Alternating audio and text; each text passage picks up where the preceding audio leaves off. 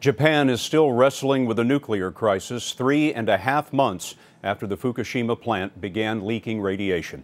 Today, officials said 34,000 children in the area will be given radiation meters to monitor their exposure.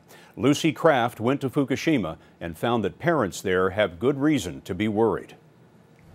For 10 years, Akiko Murakami has lived a suburban dream, growing flowers as she raised 4 sons in a leafy corner of Fukushima City. But now she wonders if it's safe to stay here. Around here. We brought a Geiger counter to her house. 6.1. The home she and her husband built for their kids, ages 12 to 21, is surrounded by pockets of radiation, known as hotspots. I'm always worried about my kids. I'm always thinking about whether I should leave here or not. I'm always thinking about that. The government has lowered radiation exposure standards in the Fukushima region to 20 millisieverts a year. That's about the same amount as 50 mammograms.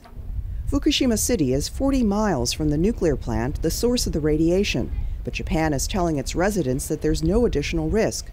Many international experts and even the Prime Minister's former nuclear advisor disagree. They claim that Fukushima is no longer safe, especially for children. Residents traveled to Tokyo to protest after the government loosened safety limits, despite the fact that the long-term impact of low-dose radiation is unknown. The uncertainty has especially affected students. Watari Junior High School has always stood out for its sports and academic achievements, but now the school has a more dubious distinction, one of the most contaminated schools in all of Fukushima City. Radiation fears have turned students into shut-ins. With windows firmly closed, girls sweat through kendo sword fighting practice. Meanwhile, what used to be outdoor drills are now held indoors. In the school gym, the soccer team can barely squeeze in games, sharing cramped quarters with the track and field squad. The principal says, "My job is to watch over these kids and help them thrive. But under these conditions, I can't do my job properly. I'm angry and frustrated that there's nothing I can do." The government is trying to do something. Cesium-laden topsoil is now being removed from playgrounds, but in a city of 300,000, it's simply impossible to get rid of it all.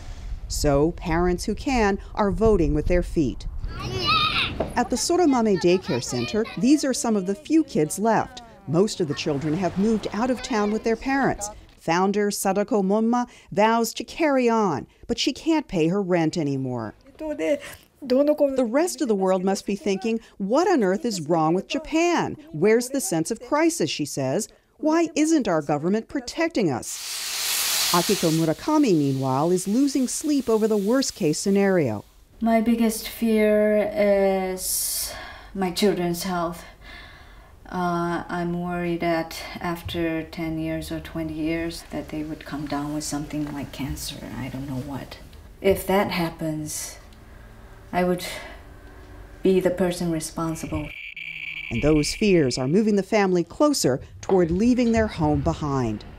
Lucy Kraft, CBS News, Fukushima City.